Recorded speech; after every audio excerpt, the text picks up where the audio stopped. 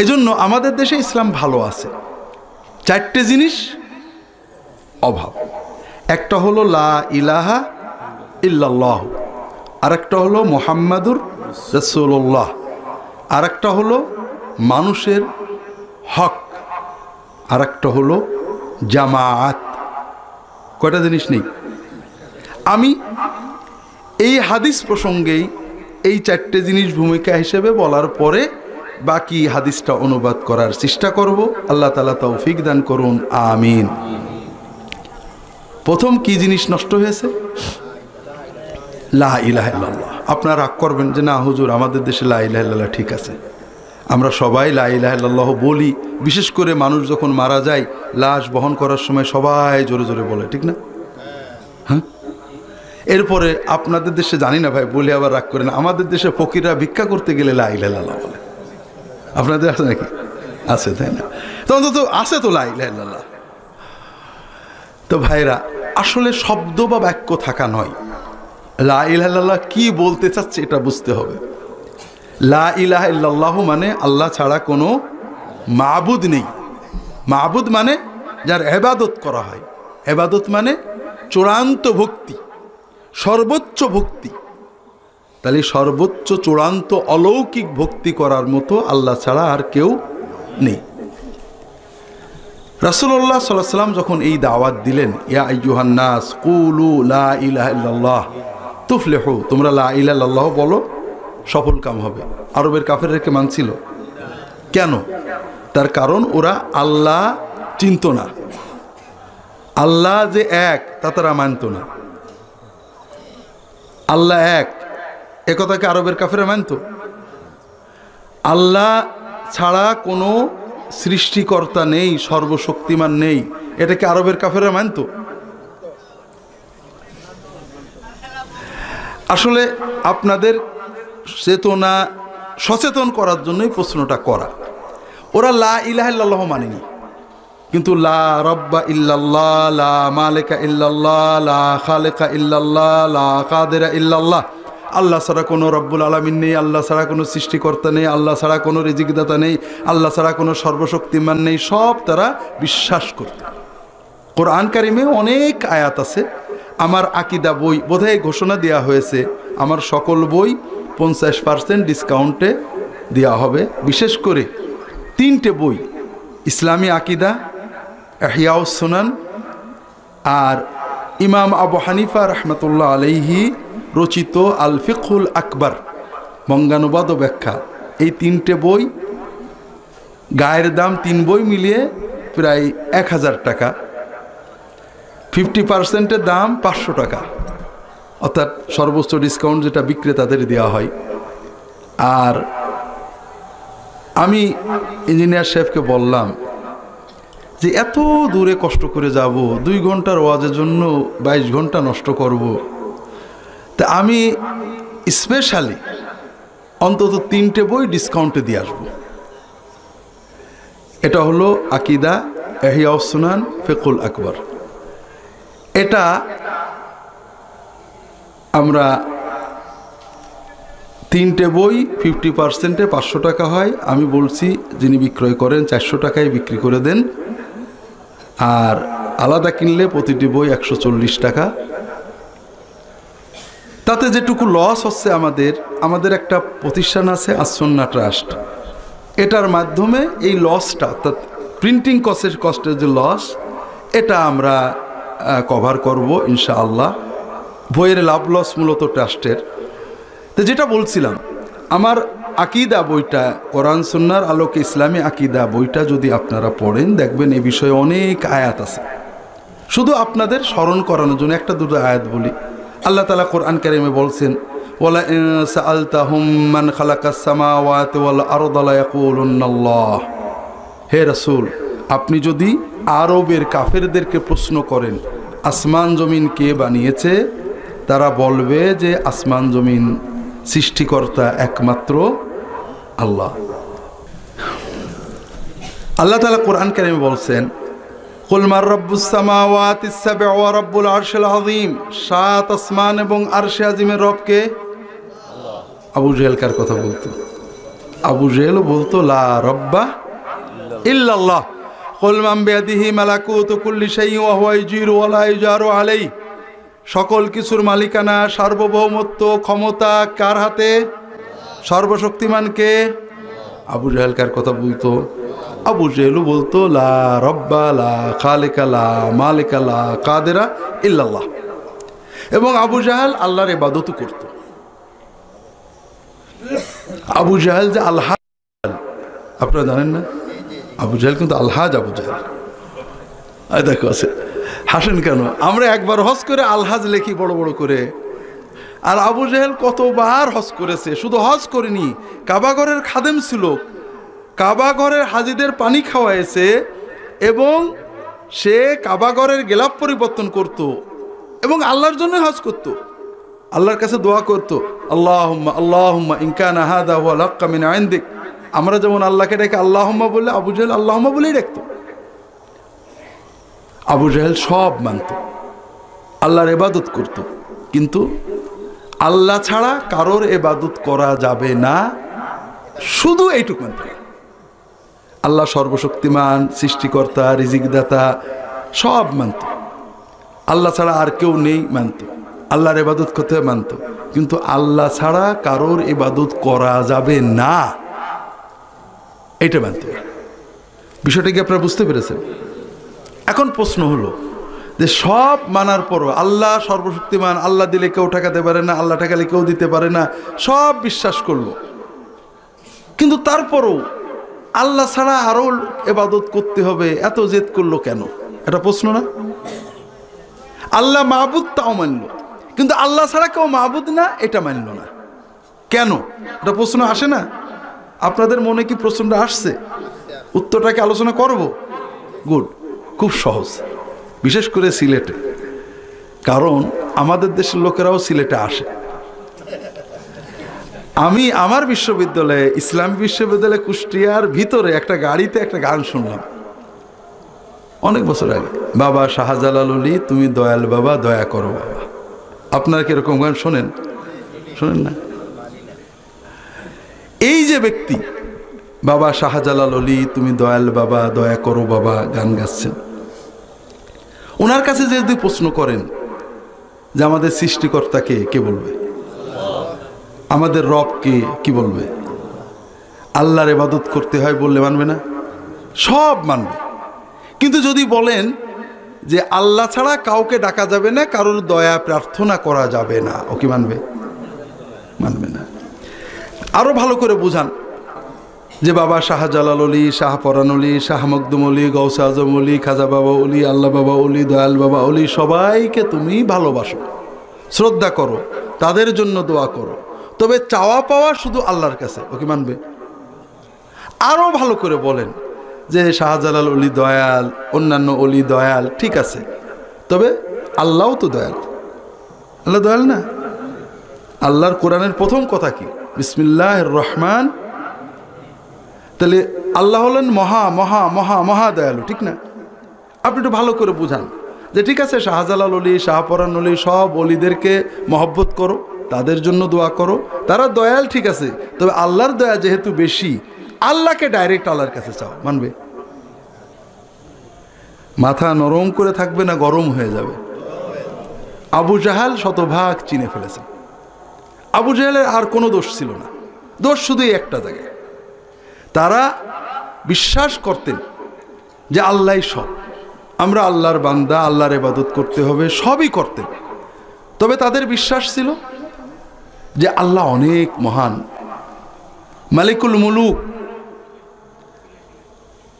আমাদের মতো গুনাহগারদের দোয়া আল্লাহ শুনবেন না, আল্লাহর যেটা আল্লাহর দিতে হবে, কিন্তু আল্লাহর কাছ থেকে পেতে গেলে তুমি ডাইরেক্ট পাবা না। যেমন একজন রাজা, মহারাজা, মন্ত্রী, এমপি, আপনাদের সিলেটে তো সবসময় মন্ত্রী থাকে, আমাদের হিংসা হয়। মন্ত্রীর কাছে আপনি যাবেন, ডাইরেক্ট যেতে পারবেন? হ্যাঁ, পিএস ধরা লাগবে, অথবা দলের কাউকে ধরতে হবে, ঠিক না? আবু জাহেল বলতো ওই রকম, তুমি আল্লাহর কাছে ডাইরেক্ট যেতে পারো না। যেতে গেলে আল্লাহর যারা মাহবুব বান্দা তাদের আগে ধরতে হবে, যারা আল্লাহর সাথে সম্পর্ক করেছে। তুমি নামাজ নেই, কালাম নেই, ইবাদত নেই, বন্দেগী নেই, আল্লাহর কথা শোনো না, আর ডাকলে হয়ে গেল। যারা ডেকে ডেকে ডেকে ডেকে আল্লাহর মাহবুব হয়েছে এদেরকে ধরো, এদের ডাকো, এদের ডাকলে এরা তোমার আল্লাহর কাছ থেকে এনে দেবে। এই যুক্তিতে তারা আল্লাহর ফেরেশতা জিবরাইল, মিকাইল, আজরাইল, ইসরাফিল, আল্লাহর নবী ইব্রাহিম, ইসমাইল, মুসা, ঈসা, আল্লাহর অলি ইয়াগুস, ইয়াউক, সুয়া, নাসর, লাত, মানাত, উজ্জা, হবল, এদেরকে আল্লাহর মাহবুব হিসেবে, সত্যই নবী আল্লাহর মাহবুব, এতে সন্দেহ নেই, কিন্তু মাহবুব হিসেবে তারা ইবাদত শুরু করে দিল, বন্দনা। তাদের মাজারে চলে গেল, তাদের মূর্তি বানিয়ে নিল, মূর্তিও নেই, মাজারও নেই, নো প্রবলেম। আসলে তো হুজুরের স্মরণ করা, তারা একটা পাথর বসিয়ে নিল, গাছ ঠিক করে নিল, সেখানে দিয়ে তাদের বন্দনা করলো, দুধ ঢেলে দিল, তাদের উট জবাই করে দিল, তাদের ডাকলো বাবা ইয়াগুস, মা লাত, বাবা ইব্রাহিম, শোনো বাবা, দেখো বাবা। তখন তারা বিশ্বাস করতো যে এদের ডাকলে আল্লাহ এদের যে ভান্ডার দিয়েছেন সেটা থেকে বা আল্লাহর কাছে চেয়ে আমাদের দেবে। রাসূলুল্লাহ সাল্লাল্লাহু আলাইহি ওয়াসাল্লাম বললেন যে ইব্রাহিম, ইসমাইল, মুসা, ঈসা, ইয়াগুস, ইয়াউক, সুয়া, নাসর, জিবরাইল, মিকাইল, আজরাইল, ইসরাফিল, এদের মহব্বত করতে হবে, এদের জন্য দোয়া করতে হবে, কিন্তু চাওয়া পাওয়া কার কাছে? ইয়াকা না'বুদু। ব্যাস, আবু জেহেল গেল রেগে। এত বড় বেয়াদব, এতদিন ধরে আল্লাহর মাহবুব বান্দাদের ওসিলায় আমরা সব পেয়েছি, আর এখনো বলে যে মাহবুব বান্দাদের সাথে বেয়াদবি করতে হবে, ভক্তি করা যাবে না, ওর ধর আর মার। কথা কি বুঝতে পেরেছে? লা ইলাহা ইল্লাল্লাহু যে যুক্তি দিয়ে আবু জাহাল, আবু লাহাব, আরবের কাফেররা রিফিউজ করলেন, বাতিল করলেন, এই যুক্তিটা কি আমাদের দেশে আছে কিনা? অল্প না বেশি? তাহলে লা ইলাহা ইল্লাল্লাহ ঠিক থাকলো কি করে? শুধু এটাকে ভুল বললে হবে না, আমাদের একটু বুঝতে হবে। আমরা আগেই বলেছি, আপনাদের সিলেটের কোনো এক মন্ত্রীর কাছে আপনারা সিলেটের কোনো সাধারণ মানুষ যদি যেতে চান, তাহলে কি সহজে যেতে পারবেন? কিভাবে যেতে হবে? হ্যাঁ, মাধ্যম লাগবে। আল্লাহর কাছেও কেন? আল্লাহ কি মন্ত্রীর চেয়েও ছোট নাকি? একটা মন্ত্রীর পর্যন্ত মাধ্যম দিয়ে যাওয়া লাগে, একটা এসপি ডিসির পর্যন্ত মাধ্যম দিয়ে যাওয়া লাগে, আর আল্লাহ মালিকুল মুলুক, তার কাছে আপনি এমনি চলে যাবেন? আল্লাহকে এত ছোট করবেন আপনি? একটু বোঝেন, একটু ভালো করে বুঝি। বিষয়টা হলো, আমরা যে মানুষের কাছে মাধ্যম নিয়ে যাই, এটা দুটো কারণে। কয়টা কারণে? প্রথম কথা হলো যে মানুষ জাহেল, আমাকে চেনে না। আপনাদের মন্ত্রী মহোদয় যাকে খুব ভালো করে চেনে, তার কি পিএসের হয়ে যাইতে হয় না সরাসরি যাইতে হয়? তাহলে পিএস হয়ে, মন্ত্রী হয়ে, চামচা হয়ে যেতে হয়, চেনে না তাই। কারণ আমি কেমন, আমি কি সত্য বলছি না মিথ্যা, উনি তো বুঝতে পারবেন না। কিন্তু উনার প্রিয় পরিচিত কেউ যদি রিকমেন্ড করে দেয় যে না, লোকটা ভালো, সত্য, ও আমার একেবারে আপনজন, আমি চিনি, একটু ওর বিপদে পড়েছে, হেল্প করেন, তখন তার ভিতরে একটা ইতমিনান আসবে, কনফিডেন্স আসবে যে না, এটা পাই, সাহায্য এর পাওনা। কথা বুঝেন না? আল্লাহ তাআলাও তো তাই, বুঝেন আপনারা?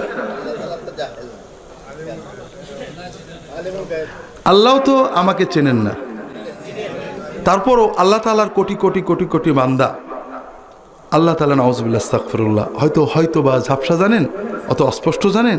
যদি কোনো আল্লাহ নেককার বান্দারি কমেন্ট করে দেন, তাহলে আল্লাহ কনফিডেন্ট হবেন নাকি?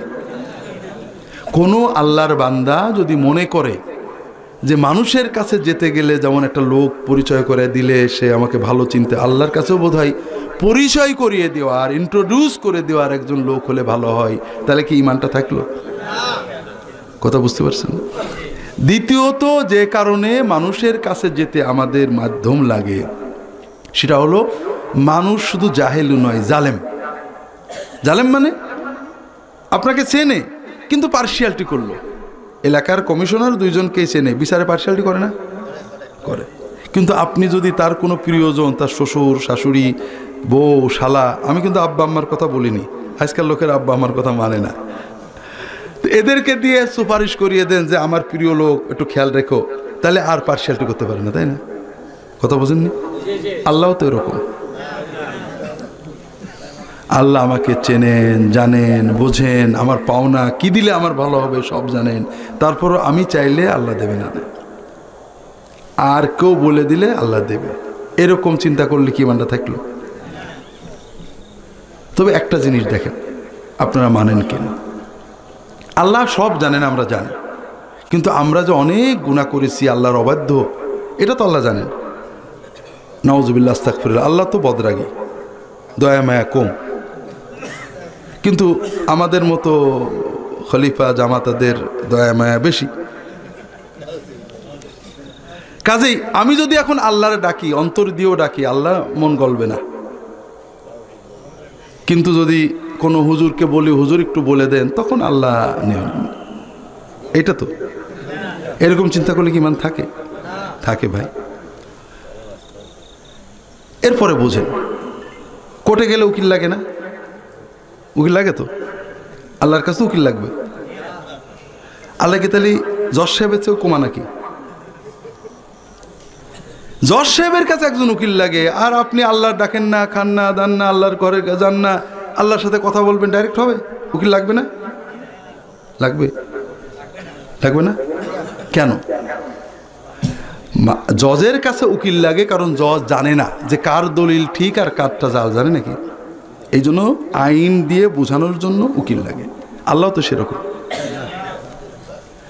একটা কথা মনে রেখেন, আল্লাহকে পেতে উকিল লাগে, এটা হলো সব শিরকের মূল। আর এজন্যই আল্লাহ কোরআন কারিমে এটাকে বারবার খণ্ডন করেছেন, কাফা বিল্লাহি ওয়াকিলান, উকিল হিসেবে আল্লাহ যথেষ্ট। ফাত্তাখিযহু ওয়াকিলান, উকিল ধরো আল্লাহকে, আল্লাহ তাত্তাখিযু মিন দুনি ওয়াকিলান, আল্লাহকে ছাড়া কাউকে উকিল ধরো না। কথা কি বুঝতে পারছেন? অনেক কথা আছে ভাইয়েরা। তাওহীদ যদি অন্তরে না আসে, বাকিগুলোতে কি কোনো লাভ হবে? কাজে এটা আমি জানি না, আমি মনে করি সিলেটের মানুষ তাওহীদ বোঝে, তারপরে অনেকে যদি না বোঝেন, এই জন্য একটু সময়টা নিচ্ছি। এবার আমরা বাস্তব গল্পে আসি। আমি যাব, উকিলের কথা যদি ভুলে যায় মনে করে দেবেন, উকিলের কথাটা আবার বলবো। আপনাদের সিলেটে ছোট বাচ্চাদের মা বাবা কিছু মারধর করে না? বেশি মারে কে? দাদি, আব্বা না আম্মা? আম্মা। তার মানে ছোট বাচ্চাদের বড় দুশ্মন হলো মা। হ্যাঁ, আচ্ছা, ছোট বাচ্চাদের হুকুম করে বেশি, মানে শিক্ষা দেয়, নির্দেশ দেয়, এটা কর, এটা করিস না, এটা খা, এটা খা, এটা হাত দিস না, এটা খা, এটা খাস না, এগুলো বাবা না মা? তার মানে মাটা বড় জালেম, ঠিক না? বাবা কিছুই কয় না, মা কিছু হলেই খালি বলে এটা কর, এটা করিস না, বাথরুমে গেলেও মা জ্বালায়, খাইতে গেলেও মা জ্বালায়, ঠিক না বেঠিক? আচ্ছা, আমরা যারা ছোট থেকে বড় হয়েছেন, বাবার কথা কয়টা লঙ্ঘন করছে আর মায়ের কথা কয়টা লঙ্ঘন করছে? বেশি লঙ্ঘন করছে কার কথা? ঠিক না? বাবা 5টা বললে মোটামুটি 5টায় মানার চেষ্টা করছি, মা সারাদিন কয়েকশো বলে তার 12 আনাই উল্টোই দিছি, ঠিক না? তো এখন ওই সময় আমাদের ইমান ছিল, এখন ইমান গড়বড় হয়েছে। মনে করেন একটা 2 বছরের বাচ্চা, সে চিন্তা করলো আমার মা তো বদরাগী, আর আমিও তো ভালো ছিলে না, মা 100টা হুকুম করলে 2টো মানি নে, আমি যদি মার কাছে কিছু বলি মা তো একটা বকা দেবেই, মা তো আমার কথা শুনবে না।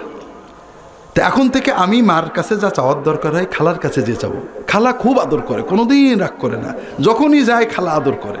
খালার কত দয়া, কাজেই আমি যা চাওয়ার খালার কাছে যাব, খালা মার কাছে এনে দেবে। ওই ছেলেটা মায়ের কাছে যা চাওয়ার ওটা খালার কাছে যেয়ে বলে, খালা নিজে থাকলে দেয়, নইলে মার কাছে চেয়ে দেয়, যে আপা কি বোন দেও, ওকে এটা দাও। এইরকম ছেলে যদি কোনো মায়ের থাকে, মা কি খুশি হয় না বিরক্ত হয়? ও কি মাকে সম্মানিত করছে না অপমানিত করছে? ও প্রমাণ করছে যে ওর মা ভালো মা না। ভালো মায়ের মাতৃত্বে 2টো দাবি আছে। একটা হলো যে সন্তানের মা হওয়ার যে দাবি, মাতৃত্বের দাবি, যে সন্তান তার কথাটা আগে যে কাকে বলবে? ব্যথা পেলে মা ডাকে, আমরা কি ডাকি? মা বলে ডেকে ওঠে না। পেটে খিদে লাগলে কাকে ডাকে? এটা মাতৃত্বের দাবি। আরেকটা দাবি হলো যে ছেলে যত কিছুই করুক, ছেলে যখন মা বলে যে কেঁদে পড়ে, ছেলের কষ্ট মা বুঝতে পারে, তখন কোনো কিছুই থাকে না, মা ছেলেকে আগে জড়াই ধরবে, ঠিক না? কোনো ছেলে যদি দাবি করে যে আমার মা খুব বদরাগী, আমি মায়ের খারাপ সন্তান, আমি চাইলে মা দেবে না, খালা না বলা পর্যন্ত, সে কি মাকে সম্মানিত করছেন, অপমানিত করছেন? যে বান্দা মনে করে যে আমার সৃষ্টিকর্তা, আমার মালিক, আমার রব, আমার মাহবুদ, আমি চাইলে দেবে না, আমি গুনাহগার, আমার মালিক চাইলে দেবে না, অন্য কেউ বলে দিলে দেবে, সে কি তার মালিককে, মাহবুদকে অপমান করছে না সম্মানিত করছে? অপমান করছে। আল্লাহ তাআলার রুবুবিয়তের, উলুহিয়তের দাবি হলো যে বান্দা যত বিপদ আপদ বালা মুসিবত ভালো মন্দ প্রথমেই শেয়ার করবে কার কাছে? আল্লাহর কাছে। কাজেই ভাইরা, আমরা ভুল বুঝি। শিরকের যে মূল চেতনা আমাদের ভিতরে কিভাবে যেন ঢুকে পড়েছে। ভালো, আমরা গুনাহ করি, আল্লাহ আমি গুনাহগার বান্দা, এগুলো ঠিক আছে, আমি গুনাহগার, আল্লাহ আমার কথা শুনবে না, এখান থেকে যত বিপদের শুরু। কোনো সন্তান যদি মনে করে আমি মায়ের কথা শুনি না, মা আমার কথা শুনবে না, তাহলে সে মাতৃত্বকে অপমান করলো, ঠিক না? ঠিক কোনো বান্দা যদি মনে করে আমি গুনাহগার, কাজে আল্লাহ আমার কথা শুনবে না, কারোর মাধ্যম দিয়ে বললে শুনবে, তখন সে আল্লাহর রুবুবিয়ত উলুহিয়তকে অপমান করে। কথা কি বুঝতে পেরেছে? ইউনুস আলাইহিস সালাম মাছে গিলে ফেলছিল, কি বলছিলেন? লা ইলাহা ইল্লা আনতা। তার মানে কি? আল্লাহ বিপদে পড়ে ডাকার মতো, বিপদ তরানোর মতো, বিপদগ্রস্তের কথা শোনার মতো তুমি ছাড়া কেউ নেই। আল্লাহ অন্যায় করেছে, তুমি উদ্ধার করো, এটা তো কথা। এটার নাম হলো লা ইলাহা ইল্লাল্লাহ। আপনি একজন পীরের দরবারে যাবেন, ভালো মানুষ, কি জন্য? শিখতে, দিন শিখব, দিন পালনের আগ্রহ তৈরি করব। একজন আলেমের কাছে যাবেন, দাড়ি রাখা দিনের এবাদত, জানে না এমন বাঙালি আছে নাকি? আছে, সবাই জানে যে দাড়ি রাখা দিনের একটা এবাদত, কিন্তু সবাই রাখতে পারেন না। কিন্তু হঠাৎ একজন নেককার মানুষের সোহবতে গেছে, একটা নেক দলে চলে গেছে, একটা নেক গ্রুপে আসছে, দাড়িটা রেখে দেয়, ঠিক না? তার মানে জানলেই হয় না, জানা এলেম পালনের জন্য কিছু মানসিক শক্তি প্রয়োজন, যেটা আলেম বা নেককার মানুষদের সোহবতে থাকলে পাওয়া যায়। কথাকে বুঝতে পেরেছেন? কেউ যদি আমল শেখার জন্য, আমলের আবেগ শক্তি তৈরির জন্য কোনো নেককার মানুষের কাছে যায়, এটা ভালো কাজ। কিন্তু বিপদে আপদে তরিয়ে নেবেন অথবা আল্লাহর কাছে পার করে দেবেন, এই চিন্তায় যখন মানুষ কারোর কাছে যায়, ওই চিন্তাটা করার সঙ্গে সঙ্গেই সে মুশরিক হয়ে যায়। কথাটা কি বুঝতে পেরেছেন? কাজেই ভাইরা, আমাদের দেশে তাওহীদ বিপন্ন, অন্য সব ঠিক আছে, অনেক ভালো মানুষও বুঝতে পারেন না যে তার চিন্তাটা শিরিকে চলে যাচ্ছে। আল্লাহ তাআলা হেফাজত করুন, আমিন। এটা লম্বা বলবো না। দ্বিতীয় নষ্ট হয়ে গেছে কি? মুহাম্মাদুর রাসূলুল্লাহ, ঠিক না? লা ইলাহা ইল্লাল্লাহু অর্থ হলো আল্লাহ ছাড়া কোনো মাবুদ নেই, আর মুহাম্মাদুর রাসূলুল্লাহ অর্থ হলো মুহাম্মদ সাল্লাল্লাহু আলাইহি ওয়াসাল্লাম ছাড়া কোনো মুর্শিদ নেই। ইবাদত করব কার? ইবাদত সওয়াব কে দেবেন? তার মানে এই যে আমরা সালাত আদায় করি, কাপড় পরি, সেজদা করি, সেজদায় হাত একরকম রাখি, হাঁটুর উপরে হাত একরকম রাখি, কোরআন তেলাওয়াতের সময় একরকম বসি, নামাজের সময় একরকম বসি, কোন ইবাদত কোন তরিকায় কোন পদ্ধতিতে করলে আল্লাহ কবুল করবে, সওয়াব দেবে, এই তরিকা বা পদ্ধতি আল্লাহ তাআলা ওহির মাধ্যমে কাকে শিখাইছিলেন? তাহলে ইবাদতটা কার আর তরিকাটা কার থেকে নেব? মুহাম্মদ রাসূল। আমরা এই তরিকার গ্রহণের ব্যাপারেও খুবই দুর্বলতায় ভুগি। সংক্ষেপে বলা যায়, আমরা হচ্ছি প্লাসের দলে। আমরা এই প্লাস পাই না, আমরা প্লাসের দলে। এইচ প্লাস নাম শুনেছেন? শোনেননি? ট্যাবলেট, প্যারাসিটামল ট্যাবলেট আছে না? ন্যাপা এক্সট্রা নাম শুনছেন? ন্যাপা এক্সট্রা, আমরা এক্সট্রার দলে। ন্যাপার ভিতরে কি ছিল? প্যারাসিটামল বিপি, তাই না? ন্যাপা এক্সট্রার ভিতরে কি থাকে? প্যারাসিটামল বিপির সাথে কিছু ক্যাফেইন থাকে, ওতে ব্যথা ট্যাথা আরো ভালো কমে, ঠিক না? আমরা এখন প্যারাসিটামল খাই না প্যারাসিটামল প্লাস খাই? প্লাস খাই, কারণ জানি প্যারাসিটামলে যে কাজ হয় প্যারাসিটামল প্লাসে তার চেয়ে বেশি কাজ হয়। সুন্নতটা আমাদের ওরকম হয়ে গেছে। আমরা সুন্নত মানি, কিন্তু সুন্নতের সাথে আরও কিছু না করা পর্যন্ত যে কলব সাফ হবে না, আমরা পুরো আল্লাহর ওলি হব না, এটা আমরা বুঝি। প্লাস লাগে, কথা বুঝতে পারেননি? আমরা জিকির করব, জিকিরের লফজ শব্দটা হয়তো সুন্নত, কিন্তু পদ্ধতি হয়তো প্লাস। আমরা জিকিরটা নবীর থেকে নিলাম, পদ্ধতিটা ফুরফুরার হুজুর থেকে নিলাম। অথবা জিকিরের 5টা বাক্য রাসূলুল্লাহ সাল্লামের থেকে নিছি, সহিহ হাদিসে আছে, আর 2টো বাক্য আমরা বুজুর্গদের থেকে নিলাম। তার মানে প্লাস, এক্সট্রা। এই এক্সট্রা বা প্লাস এটা কিভাবে হয়? কোনোটাই দলিল ছাড়া না। খুব সংক্ষেপে, অল্প সময় আমি সংক্ষেপে যদি আপনার চেতনাটা বোঝানোর চেষ্টা করি, আপনারা পরে আমি একটা জিনিস বিশ্বাস করি ভাইরা, আমি মনে করি যে বাংলাদেশের মুসলমানরা সকল ভুলভ্রান্তিত, সবাই আল্লাহর নবীর উম্মত, আল্লাহর বান্দা। আমাদের ভুল আছে, কিন্তু কেউ আমরা কারোর দুশমন না। আমরা প্রত্যেকে নিজ নিজ অবস্থানে থেকেই যদি ভুলগুলো সংশোধন করে নিই, আল্লাহ যদি আমাদের সবাইকে জান্নাত, আপনারা সবাই জান্নাতে গেলে আমার জায়গা কম পড়ে যাবে, ঠিক না ভাই? পড়বে না। কাজেই আমার কথা হলো, আপনারা যে যেভাবে পদ্ধতিতে আল্লাহর ইবাদত বন্দি করছে, আমরা শুধু ভুলগুলো সংশোধন করে নিই। কারোর বিরুদ্ধে বলা আমার উদ্দেশ্য না। আরেকটা জিনিস আবারও বলি, যখন আমি কিছু বলবো, আমরা ইয়াকিনের সাথে বিশ্বাস করি যে মুসলমান আর এক মুসলমানের সমালোচনা ব্যক্তির করে না, কর্মের করতে হয়। সেটা কেমন? মনে করেন এইটা হলো এক টুকরো নাপাক, গু বা গোবর কিছু, এটাকে আমি কি বলবো? নাপাক। এটা যদি 1 বোতল পানিতে রাখি, পানিটা কি হবে? গুও নাপাক, পানিও। এইটা যদি আপনাদের কোনো পুকুরের ভিতর, বড় পুকুরের ভিতরে ফেলি, তাহলে গুও নাপাক, পুকুরের সব পানিও নাপাক। হ্যাঁ, কথা বুঝেননি? মশলা পাল্টে গেল না? এই গুটাই যদি আমি বঙ্গোপসাগরে ফেলে দিই, কয়েক মিনিটের ভিতরে লবণে এটাকে আর গু থাকবে না, ঠিক না? ওটা অস্তিত্বই নষ্ট হয়ে যাবে। আমরা যখন কোনো মুসলমানের কর্মের সমালোচনা করি, কর্ম শুধু মুসলমানের না, যেমন মনে করলাম, বললাম এই কাজটা সুন্নত নাই, বেদাত, তার মানে যে এই কাজটা করে সে সবাই জাহান্নামী, এই চিন্তা কখনো করবেন না আল্লাহর হস্তে।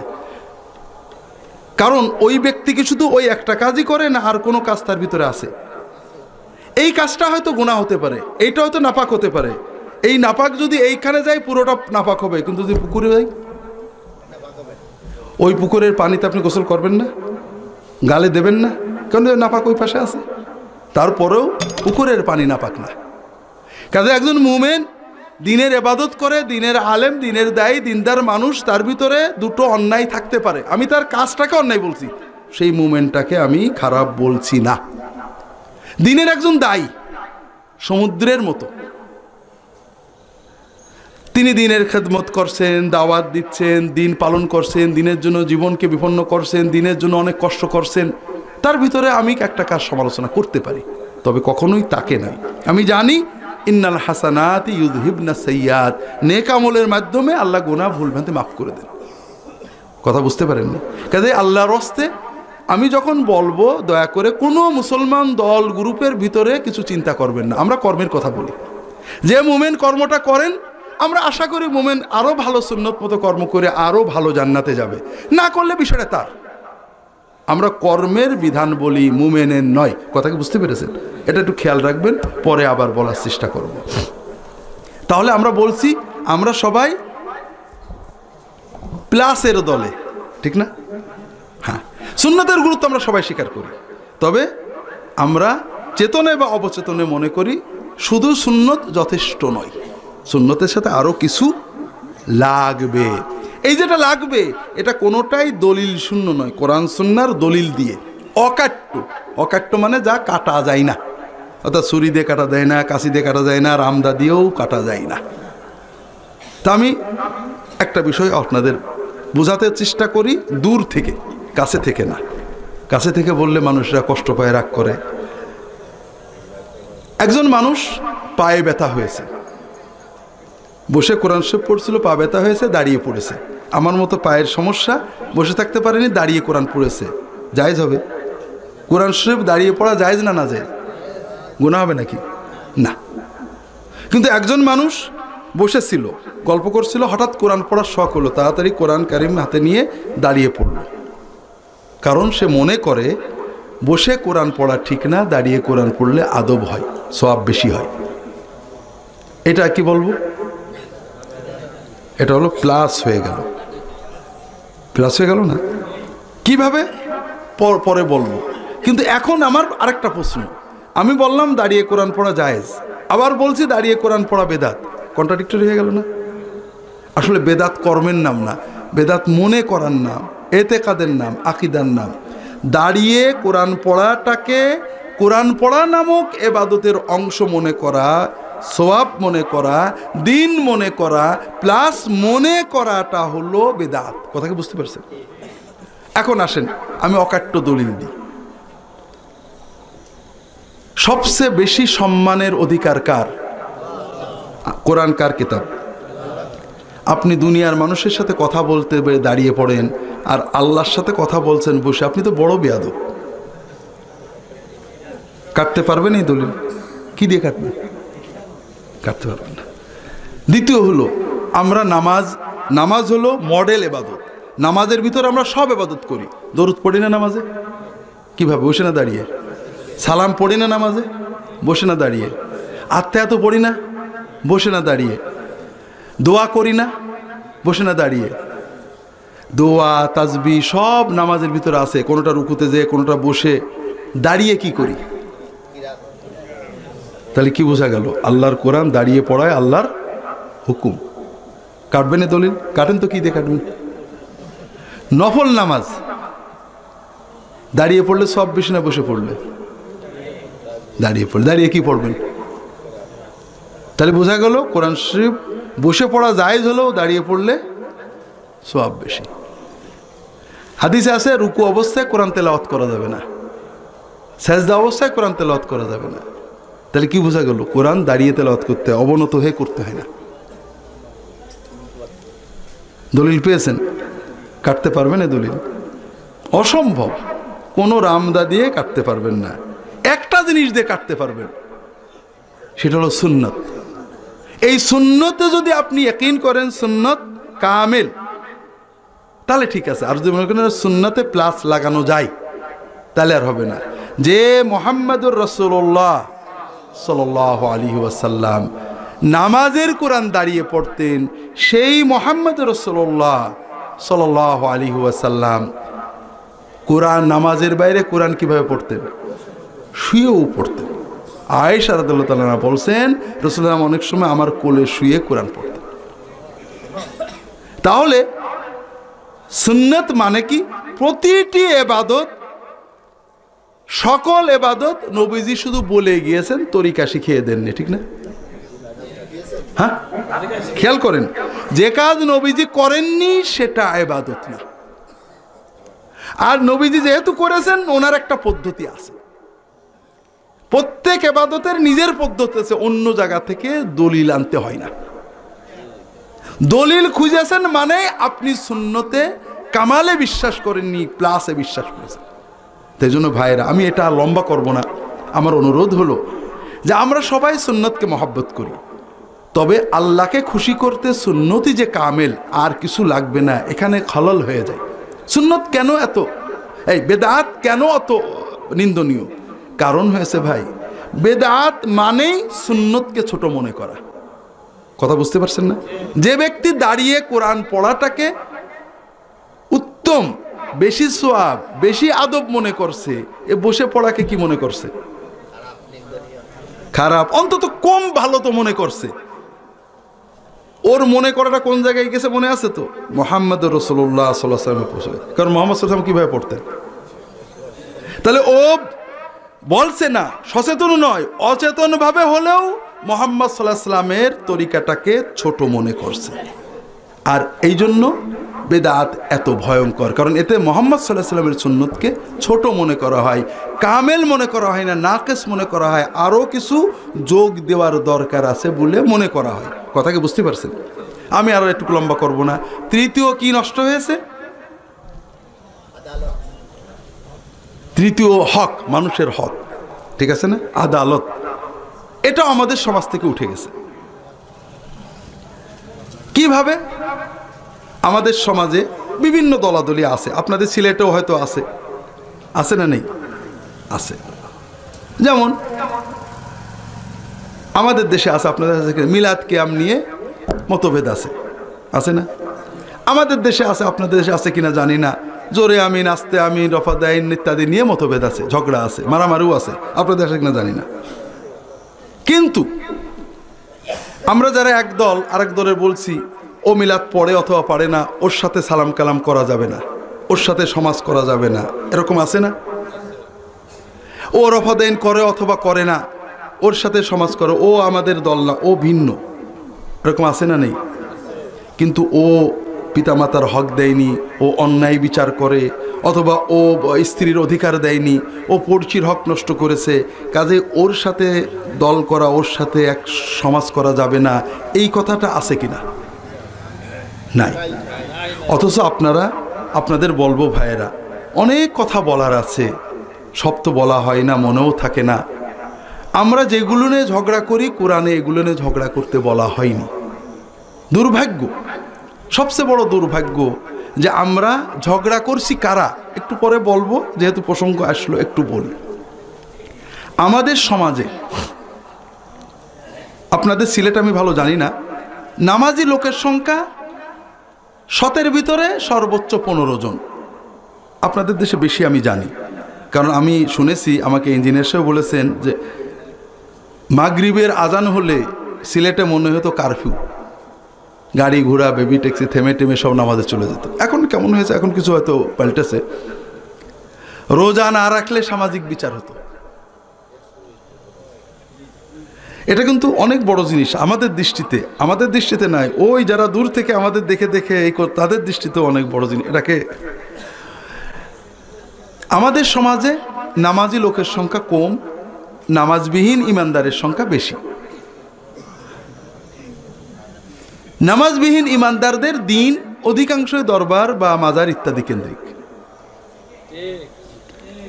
এই দরবার বা মাজার কেন্দ্রিক মানুষেরা ঝগড়া করছে না। মনে করেন তাদের বিশ্বাস অনুযায়ী দুনিয়াতে গৌসে আজম একজন থাকতে হয়। বাংলাদেশে এইরকম একজন গৌসে আজম প্রায় 100 জন আছে।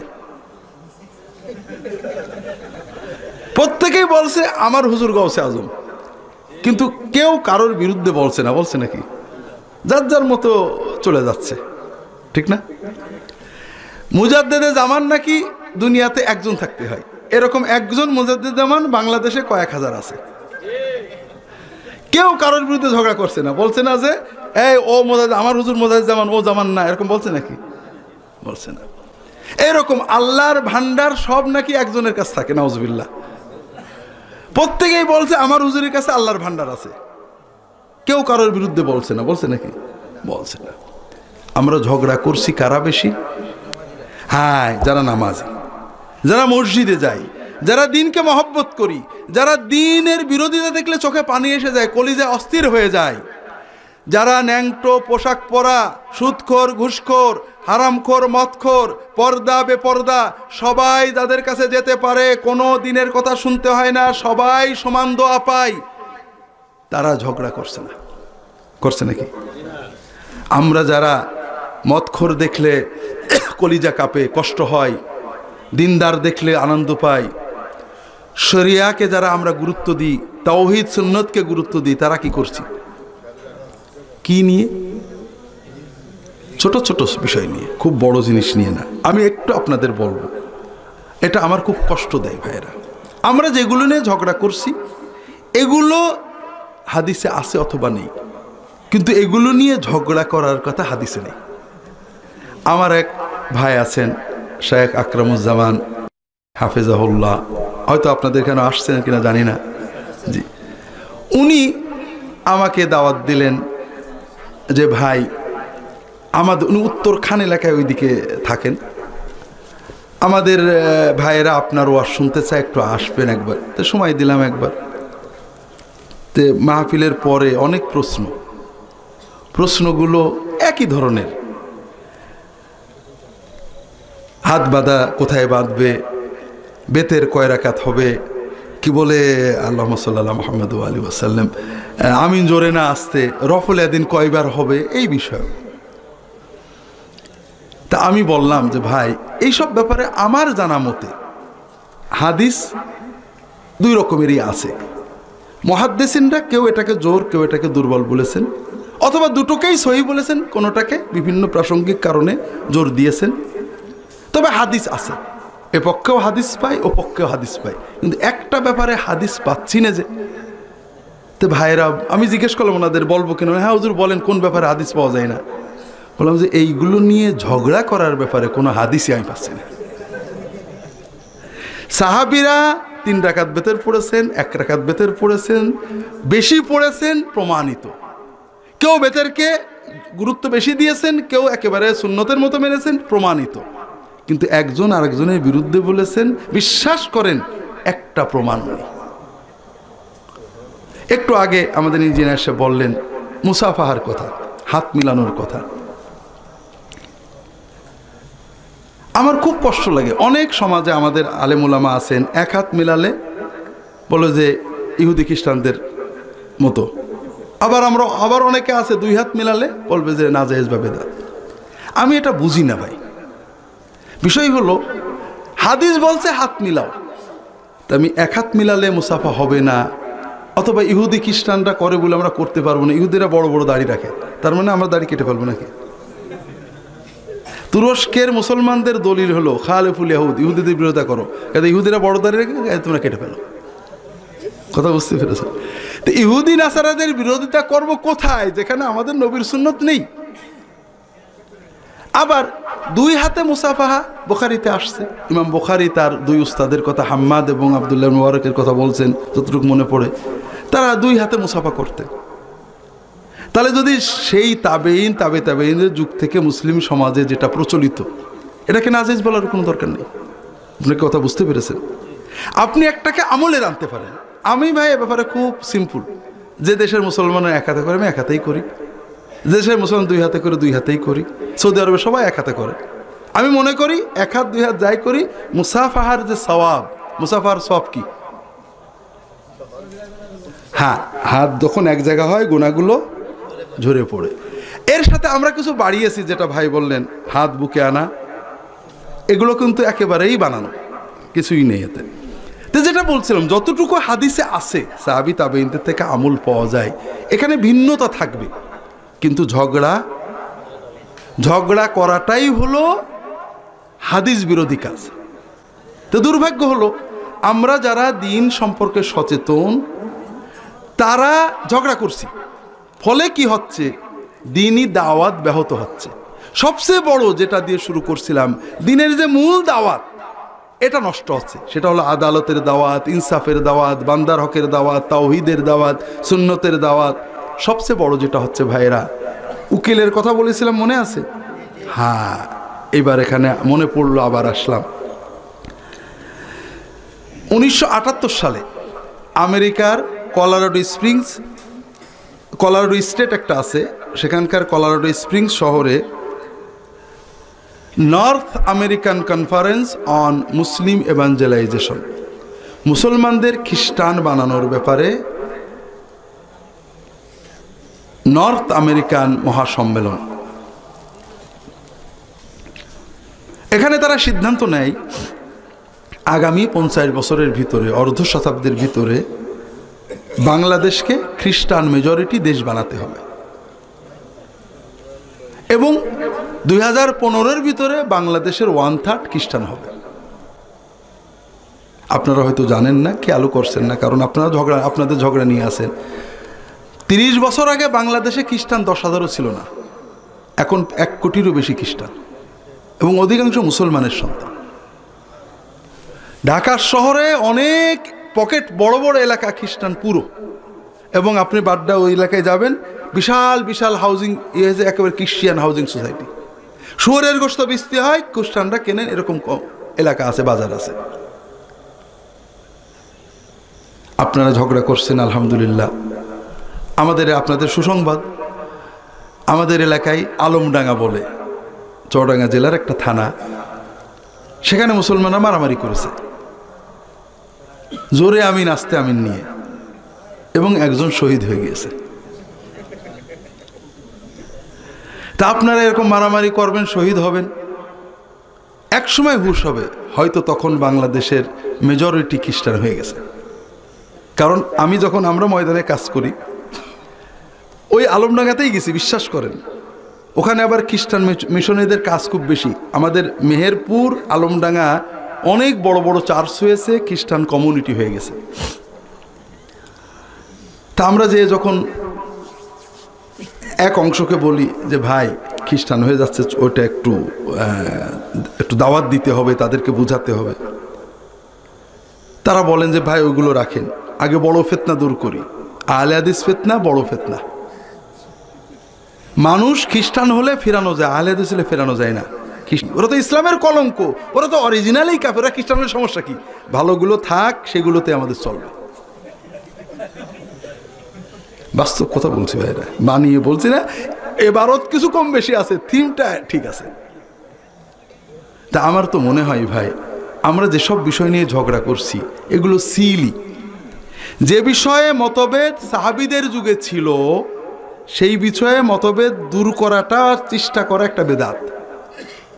আর যে বিষয়ে মতভেদ সাহাবীদের যুগে ছিল না, সেই মতভেদ তৈরি করাটা হলো বেদাত। কারণ আমাদের মডেল মুহাম্মদ রাসূলুল্লাহ সাল্লাল্লাহু আলাইহি ওয়াসাল্লাম এবং সাহাবায়ে কেরাম। এজন্য আমরা আল্লাহর হক বান্দার হকের বিষয়টা ভুলে যাচ্ছি। যেমন একজন মানুষ পিতামাতার হক দেয় না, মানুষের উপর জুলুম করে, কিন্তু হাতটা নাভির নিচেই বাঁধে, অথবা আমাদের হানাফি কায়দায় নামাজ পড়ে, সে আমার প্রিয়। আর একজন একটু নামাজটা অন্য পদ্ধতিতে পড়ে, নামাজ আল্লাহর পড়ে, মাশাআল্লাহ, বান্দার হক আল্লাহর হক বোঝে, তাকে আমি ওরকম দেখতে পারছি না। এরকম আছে না নেই? কথাটাকে বুঝতে পেরেছেন আপনারা? এর বিপরীতে একজন লোক হাতটা হয়তো আমার মতো বাঁধে, হয়তো নামাজটা আমার মতো পড়ে, কিন্তু সে বান্দার হক দেয় না, পিতামাতার হক নষ্ট করছে, অথবা এই জাতীয় জুলুমে লিপ্ত আছে। কিন্তু যেহেতু নামাজটা আমার পদ্ধতিতে পড়ে, সেজন্য আমার বেশি কাছের অন্য একজন আমার পদ্ধতির বাইরের নামাজ ওলাচ্ছে, সে আমার কাছে বেশি প্রিয়। এরকম আছে না নেই? আছে না ভাই? আমি তো দেখি। তো এটা আমাদের ভুল। মানুষের বিচার হবে সুন্নত দিয়ে। কি দিয়ে? যার ভিতরে আমি মানুষের দেখবো নামাজ পড়লো কিনা, নামাজটা কতটুকু বেশি সুন্নত মোতাবেক হলো, এখন তার বাকি আমলগুলো কতটুকু সুন্নাহ মোতাবেক, নবীজি যেটাকে বেশি গুরুত্ব দিয়েছেন সেটাকে বেশি দিচ্ছে কিনা, যেটাকে ফরজ বলেছেন সেটাকে বলছে কিনা, যেটা করেছেন তাকিদ দিয়েছেন সেটা করছে কিনা। কথা কি বুঝতে পেরেছেন? একজন মুসলমান দাড়িওয়ালা, আমি কি তার দাড়ির বিচার করব, না কার কাছ থেকে দেখে দাড়ি শিখলো সেটা বিচার করব? কথা বুঝতে পারছেন না? কাজেই ভাইরা আমার এটা অনুরোধ হলো যে আদালতটাকে, বান্দার হক আদায় করাটাকে সর্বোচ্চ গুরুত্ব দিতে হবে। এরপরে আরেকটা কথা বলেই আমরা চতুর্থটাতে যাব, আল্লাহ তাআলা যদি তৌফিক দেন। সেটা হলো আল্লাহ রাসূল কি বললেন? যারা আদালত কায়েম করবে, যারা মানুষের হক ঠিক করে বুঝে দেবে, তারা আল্লাহর প্রিয় অলিদের ভিতরে প্রথম কাতারে থাকবে। ঠিক না ভাই? আমার কথাটাকে বুঝতে পেরেছেন আপনারা? রাগ করছেন? আমি শেষ করে দেব। আবার দেখছি প্রশ্ন আসবে নাকি। প্রশ্ন তো অনেক সময় লাগে, তো আমরা অন্তত 11টার ভিতরে শেষ করে দেবো ইনশাআল্লাহ। যেটা বলছিলাম, অন্য হাদিসে রাসূলুল্লাহ সাল্লাল্লাহু আলাইহি ওয়াসাল্লাম বলছেন, মা মিন আবদিন ইস্তারআহুল্লাহু রাইয়া ফাখানাহুম ফালাম ইয়াহুতহুম বিনসহিহি ফামাতা ওয়া হুয়া লাহুম গাশ ইল্লা লাম ইয়াজিদ রাইহাতাল জান্নাহ। কাউকে যদি আল্লাহ কিছু মানুষের দায়িত্ব দেন, অল্প মানুষ বা বেশি মানুষ, পরিবার থেকে শুরু করে দেশ পর্যন্ত কোনো পর্যায়ে কিছু মানুষ তার অধীনে থাকে, ওই ব্যক্তি তাদের ইনসাফ করে না, তাদের হক আদায় করে না, তাদের প্রতারণা করে, তাদের হক নষ্ট করে, কিয়ামতের দিন সে জান্নাতের খুশবুও পাবে না। নাউজুবিল্লাহ বলেন না? না সিলেটের লোকেরা বলে না? এটা বলে। যেটা বলছিলাম, এই হাদিস থেকে আমরা বুঝলাম যারা জুলুম করেন, ইনসাফ করেন না, তারা জান্নাতে যাবেন না, ঠিক না? আরও বুঝলাম বাংলাদেশের মন্ত্রী, মিনিস্টার, জজ, ব্যারিস্টার কেউই জান্নাতে যেতে পারবে না, ঠিক না? কিন্তু আমরাও যে যাব না, এটা কি মনে পড়ছে? পড়ছে না। কারণ আমরা পরের দোষ খুঁজি, নিজেরটা না। আমাদেরও তো দায়িত্ব আছে, যেমন পারিবারিক দায়িত্ব। যারা বিয়ে করেছি প্রত্যেকেরই স্বামী আছে, স্ত্রী আছে, আছে না? আমার স্ত্রী, আমার বউ, আমি যখন খুশি আদর করব, যখন খুশি গাল দেব, মার দেব। এখানে তো আর কারোর কোনো অধিকার নেই, তাই না? আছে নাকি? আমার বউ। আমাদের সমাজে পুরুষ মসজিদে টাকা দেন, আল্লাহর দিনের জন্য সময় দেন, আল্লাহর জিকির ওজিফা নফল ফরজ আদায় করেন, কিন্তু বউয়ের সাথে ঝগড়া করেন, রুক্ষ আচরণ করেন, এরকম আছে না নেই? কারণ তার একই যে মসজিদে যেটা করি আল্লাহর, আর ঘরে বউর সাথে যেটা করি আমার দুনিয়ার কাজ, এখানে আল্লাহর কোনো সে থাকতে পারে না। এটাই তো কথা নাকি? ইসলাম তো এটাই শিখিয়েছে। আমাদের সমাজে, আমাদের দেশের কথা, আপনাদের দেশে জানি না, নফল রোজা, নফল ইবাদত মহিলারা বেশি করেন। সওয়ালের রোজা পুরুষরা বেশি থাকে না মেয়েরা? আপনাদের দেশেও একজন মেয়ে সওয়ালের রোজা রাখেন, অন্যান্য ইবাদত করেন, মাশাআল্লাহ, অন্যান্য বিভিন্ন ইবাদতের সাথে জড়িত, আল্লাহর ডাকেন, দান খয়রাত করেন, কিন্তু স্বামীর সাথে ঝগড়া করেন, যা তা গাল দেন, কথা বললেই তোমার কাছে কিছু পাইলাম না, জীবনে কোনো শান্তি পাইলাম না, শাশুড়ি, ননদ, পুত্রবধূ, বধূ এদের সাথে ঝগড়া করেন, রুক্ষ আচরণ, খারাপ আচরণ করেন, আছে না নেই? কারণ তিনি জানেন যে এই রোজা আল্লাহর, নামাজ আল্লাহর, আর আমার স্বামীর সাথে কি বলবো না বলবো, আল্লাহর তো এখানে সে থাকতে পারে না। এটাই তো ইসলামকে এটাই শিখায় না। আপনার পারিবারিক জীবনের শান্তি আল্লাহ তাআলা আমার জন্য, আপনার জন্য দায়িত্ব দিয়েছেন। খুব ভালো করে বোঝেন। অনেক ধর্মে পরিবারটাকে দুনিয়া বলা হয়েছে। খ্রিস্টান ধর্মের বাইবেলে আছে, তুমি যতক্ষণ না বউ বাচ্চা ছেলে মেয়ে আমার জন্য ত্যাগ না করবা, ততক্ষণ আমার উম্মত হতে পারবে না। ঈসা নবী নাকি বলেছেন, নাউজুবিল্লাহ। বা ইনজিলে আছে, বর্তমান যারা বিক্রি করে বেড়ায়। তুমি বিয়ে করা নাজায়েজ না, তবে মনে রাখবা, বিয়ে করলে তোমার বউ বা তোমার স্বামী তোমার মালিক হয়ে যায়। রাত দিন বউকে বা স্বামীকে খুশি করতে চেষ্টা থাকবা, আর একজনের দুই মালিক হয় না, তুমি আল্লাহ পাবা না। কাজে বিয়ে করলে ভালো, তবে বিয়ে না করলে আরো ভালো। কারণ তারা বুঝেছেন আল্লাহর জিকির ইবাদত বোধহয় দিন, আর বউকে খুশি করা, স্ত্রীকে খুশি করা দিন না। আমাদের রাসূল সাল্লাল্লাহু আলাইহি ওয়াসাল্লাম তা শেখাননি। রাসূলুল্লাহ সাল্লাল্লাহু আলাইহি ওয়াসাল্লাম বলছেন, আমি খোলাসাটুকু বলছি, নামাজ রোজা যেমন ইবাদত, স্ত্রীর সাথে ভালো ব্যবহার করা, স্বামীর আনুগত্য করা ঠিক তেমনই ইবাদত।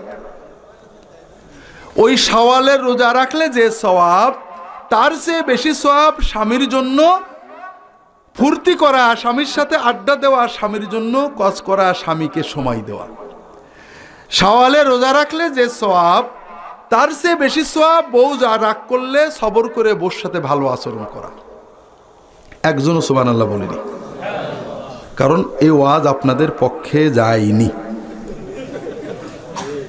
কথা বুঝতে পেরেছেন? ইবাদত মানে কষ্ট করা, ঠিক না? ইবাদত করলে আল্লাহর অনেক উপকার হয়, তাই না? কার উপকার হয়? হ্যাঁ, আল্লাহ দিন দিয়েছেন আপনার আমার কল্যাণের জন্য। আল্লাহ জবান দিয়েছেন, খাদ্য দিয়েছেন, খাওয়ার লোভ দিয়েছেন, কিন্তু খাওয়া নিষেধ করে দেবেন, এরকম আছে নাকি? হ্যাঁ, হারাম খেও না, হালাল যত পারো ফুর্তি করে খাও, আর আল্লাহ শুকর করো, আল্লাহর জান্নাতের জন্য তৈরি হও। ঠিক স্বামী স্ত্রীর আনন্দ, ছেলে মেয়ে নিয়ে আনন্দ, পিতা মাতা নিয়ে আনন্দ, তাদেরকে নিয়ে শান্তিতে সংসার করা, আপনি শান্তিও পাবেন, আপনি জান্নাতও পাবেন। আল্লাহ রসুল সাল্লাল্লাহু আলাইহি ওয়াসাল্লাম শিখিয়েছেন। আমি লম্বা বলতে পারবো না, দু একটা হাদিস বলি। আল্লাহ রসুল সাল্লাল্লাহু আলাইহি ওয়াসাল্লাম বলছেন, আয়েশা রাদিয়াল্লাহু তাআলা আনহার কাছে এসে সাহাবীরা জিজ্ঞেস করছেন, রাসূলুল্লাহ সাল্লাল্লাহু আলাইহি ওয়াসাল্লাম ঘরে কি করতেন? প্রশ্নটা কি বুঝতে পেরেছেন? রাসূলুল্লাহ সাল্লাল্লাহু আলাইহি ওয়াসাল্লামের স্ত্রী বলছেন, কানা ইয়াকুনু ফি খিদমাতি আহলিহি কানা ইয়াখদুমু নাফসাহু। রাসূলুল্লাহ সাল্লাল্লাহু আলাইহি ওয়াসাল্লাম বাসায় থাকলে খেদমতে থাকতেন। খেদমত শব্দ আপনারা চেনেন না? যেমন আমরা দিনের খেদমত করি, নেককার বুজুর্গ ওলি আল্লাহদের খেদমত করি, দেশের জাতির খেদমত করি, মসজিদের খেদমত করি, খাদেম আছে না? রাসূলুল্লাহ সাল্লাম ঘরে খেদমতে থাকতেন কার? সর্বনাশ, আসতে ভুলেন, আবার যদি ঘরে স্ত্রীরা শুনে ফেলে বিপদ আছে। রাসূলুল্লাহ সাল্লাল্লাহু আলাইহি ওয়াসাল্লাম ঘরে থাকলে খেদমতে থাকতেন কার? খেদমতে আহলি, তার স্ত্রী, তার পরিবারের। আমরা অনেক সুন্নত, টুপির সুন্নত, কত রকমের সুন্নত চাই, কিন্তু সুন্নত স্বামী হওয়ার আগ্রহ কারো নাই। বিশ্বাস করেন রাসূলুল্লাহ সাল্লাল্লাহু আলাইহি ওয়াসাল্লাম এটা শুধু করেননি, অনেক কাজ রাসূলুল্লাহ সাল্লাল্লাহু আলাইহি ওয়াসাল্লাম করেছেন, করার কোনো আদেশ দেননি, না করলে রাগ করেননি, সেটা নিয়েও আমরা ঝগড়া করি। আর রাসূলুল্লাহ সাল্লাল্লাহু আলাইহি ওয়াসাল্লাম এটা করেছেন, করার আদেশ দিয়েছেন, এটার সাথে আপনার জান্নাত জড়াই দিয়েছেন। খিয়ারুকুম খিয়ারুকুম লা আহলিহি ওয়া আনা খায়রুকুম লা আহলি। রাসূলুল্লাহ ঘরে থাকলে স্ত্রীর কাজে অংশ নিতেন, নিজের কাজ নিজে করতেন, নিজের কাপড় নিজে ধুয়ে নিতেন, নিজের জুতা নিজে সেলাই করতেন, স্ত্রীর সাথে একসাথে খেতে বসতেন, তার গালে খাবার তুলে দিতেন। আর আমরা, আমার থিওরিতে আপনারা চলেন, সেটা কি? আমি পড়ছিলাম আরব দেশে কৌতুক চুটকি। বউ বলছে যে দেখো একতরফা খেটে তো বাঁচি না, এইভাবে সংসার হয়? সংসার তো মিলেমিশে করতে হবে, আমার সাথে কাজ অংশ নেও। তখন স্বামী বলছে, কি বলেছে? সবসময় তো আজীবনে তো তোমার সাথে মিলেমিশে সংসার করি, তুমি রান্না করো আমি খাই, তুমি কাপড় সাফ করো আমি পরি, তো বাগে জগে তো হচ্ছে। কথা বোঝেননি? এটা হলো আমাদের থিওরি, মুহাম্মদ রাসূলুল্লাহ সাল্লাল্লাহু আলাইহি ওয়াসাল্লামের থিওরি না। যেটা বলছিলাম ভাইরা, এর বিপরীতে, আচ্ছা আমি যদি আপনাদের দেশে হোটেলে দোকানে বসে রাজনীতি, ভবিষ্যতের কি হবে না হবে নিয়ে গল্প করে সময় কাটান না, এটাতে কি পরিমাণ সওয়াব হয়? আপনি যদি বউয়ের সাথে বসে আড্ডা দেন, গল্প করেন, ছেলে মেয়ে নিয়ে গল্প করেন, আপনার শান্তি বাড়বে, পারিবারিক শান্তি বাড়বে, এবং আপনার জান্নাতও পাবেন। আপনাদের সিলেটবাসীরা অনেক ভালো, সিলেটে সুন্নত অনেক বেশি। আপনাদের সমাজে স্ত্রীরা স্বামীদেরকে সালাম দেয় না? দেয়, সবাই তো দেন। স্বামীরা, আমাদের দেশে কোনো বউ স্বামীকে সালাম দেয় না, স্বামী বউকে সালাম দেয় না। আমাদের বিশ্ববিদ্যালয়ের একজন শিক্ষক ছিলেন, বলছেন যে ফ্ল্যাট বাড়িতে যে যদি বেল টেপেন, স্বামী দরজা খুললে আপনি সালাম দেন, বউ বলবে কেন, আমি তোমার বউ চিনতে পারোনি? তার মানে সালাম পরের বউকে দিতে হবে, নিজের বউকে দেওয়া যাবে না। কথা বোঝেননি? অথচ আল্লাহ রাসূল সাল্লাল্লাহু আলাইহি ওয়াসাল্লাম বলছেন, ইয়া বুনাইয়া ইযা দাখালতা বাইতাকা ফাসাল্লিম আলা আহলিকা ইয়াকুন বারাকাতুন আলাইকা ওয়া আলা আহলি বাইতিক। বাবা তুমি যখন বাড়িতে ঢুকবে সালাম দেবে, বাড়িতে ঢোকার সময় যদি কেউ সালাম দেয় তার স্ত্রীকে, তার পরিবারের সদস্যদেরকে, ওই সালামের কারণে আল্লাহ ওই বাড়ির উপর বরকত নাজিল করবে। এই জন্য ভাইরা, পারিবারিক জীবনে এই যে সুন্নতগুলো রাসূলুল্লাহ দিয়েছেন, হক, তাদের অধিকার, এগুলোর দিকে খেয়াল রাখতে হবে, এগুলোর জন্য আল্লাহর কাছে জবাবদিহি করতে হবে। আল্লাহ রাসূল সাল্লাল্লাহু আলাইহি ওয়াসাল্লাম বলছেন, লা ইয়ানজুরুল্লাহু ইলা ইমরাতিন লা তাশকুরু লিজাওজিহা ওয়া হিয়া লা তাস্তাগনি আনহা। যে স্ত্রী তার স্বামীর প্রতি কৃতজ্ঞ নয়, স্বামী তার জন্য পরিশ্রম করে, তার সামাজিক প্রোটেকশন। আচ্ছা, কারোর স্বামী মারা গেলে ওই স্ত্রীর সুবিধা বাড়ে না সমস্যা বাড়ে? স্বামী তার প্রোটেকশন, তার সামাজিক অর্থনৈতিক সেবায় থাকে। ভুল ত্রুটি আছে, সমস্যা আছে, কোনো স্বামী স্ত্রীর পুরো করতে পারে না, স্ত্রী স্বামীর পুরো আশা পূরণ করতে পারে, এটা ন্যাচারাল। কিন্তু যদি স্ত্রী তার স্বামীর যতটুকু করে এইটুকের কৃতজ্ঞতার হৃদয়ে না রাখে, সবসময় খোঁটা দেয়, সবসময় ঝগড়া করে, আল্লাহ রাসূল সাল্লাল্লাহু আলাইহি ওয়াসাল্লাম বলছেন আল্লাহ তাআলা ওই নারীর প্রতি তাকানি না। তাহলে আপনি সওয়ালে রোজা রেখে কি করবেন? আল্লাহ তো তাকাচ্ছেনই না। কাজেই ভাইরা, এই পারিবারিক অধিকারগুলো আদায় করতে হবে, সন্তানদের অধিকারগুলো আদায় করতে হবে। আল্লাহ তাআলা তৌফিক দান করুন, আমিন। লম্বা হয়ে গেছে, অল্প সময় বাকি আছে। আর 2-3 ক্যাটাগরি খুব সংক্ষেপে আল্লাহ রাসূল সাল্লাল্লাহু আলাইহি ওয়াসাল্লাম বলছেন, দ্বিতীয় ক্যাটাগরির আল্লাহর ওলি কারা? শাবুন নাশাআ ফি ইবাদাতি রাব্বিহি। ওই সকল যুবক যুবতী, কিশোর কিশোরী যারা যৌবনের শুরু থেকে, কৈশোরের শুরু থেকে আল্লাহর ইবাদতে বড় হয়েছে, তারাও আল্লাহর সেরা ওলি হিসেবে আল্লাহর দেওয়া সাওয়াই থাকবে।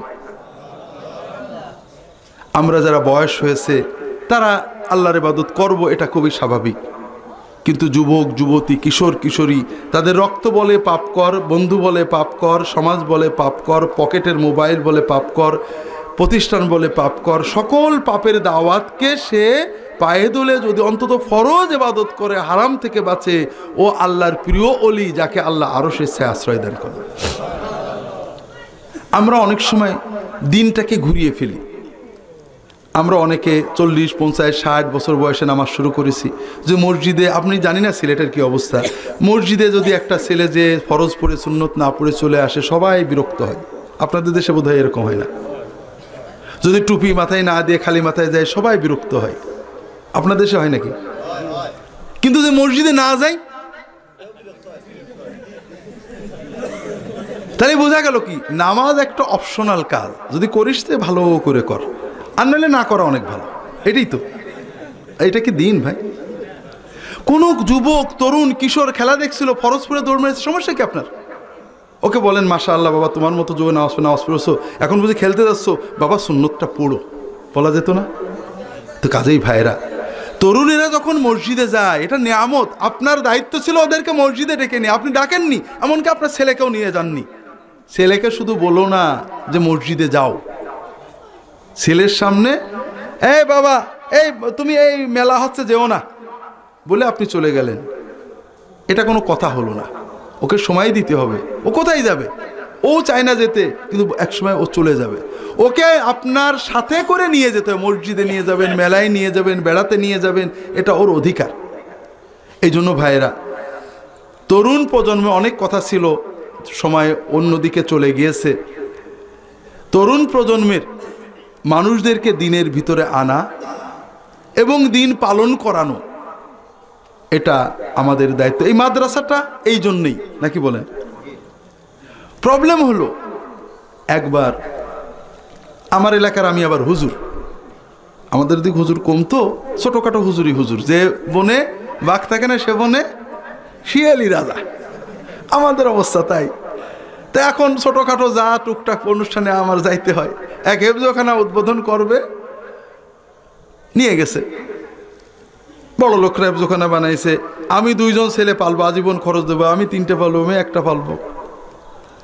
তা আমার যখন কথা বলার সময় আসলো, বললাম যে ভাই আপনারা কি হেফজখানা মাদ্রাসা বানাইছেন গরিবের ছেলে টাকাতে পড়ানোর জন্য না নিজের ছেলে পড়ার জন্য? ঠিক না বলেন? যদি গরিবের ছেলে পড়ানোর জন্য হয় আমি এখানে আসবো না। আমি আমার ছেলেকে কোরআন শেখাবো না, দিন শেখাবো না, আর একজনের ছেলেকে টাকা দিয়ে পড়াই দেবো, আমার দিন হয়ে যাবে না ভাই। ওটা একটা ভিন্ন ইবাদত, ওতে সওয়াব পাবেন, কিন্তু আপনার ছেলেকে দিন শেখানো আপনার ফরজে আইন ইবাদত। কাজেই আমাদের কষ্ট লাগে যে সচ্ছল সম্পদশালী মানুষের ছেলে মেয়েরা দিন শিখলো না, তারা টাকা দিলেন মাদ্রাসায়, তাদের সব কি হয়ে যায় ভাই? না ভাইরা, আমার অনুরোধ হলো ভাইরা, জীবন বড় কঠিন। আমাদের সময়ে আপনারা জেনারেশন গ্যাপটা বুঝতে হবে। আমরা যারা বয়স্ক, যাদের বয়স 50-এর উপরে চলে গেছে, আমরা যখন ছোট ছিলাম এত সমস্যা ছিল না।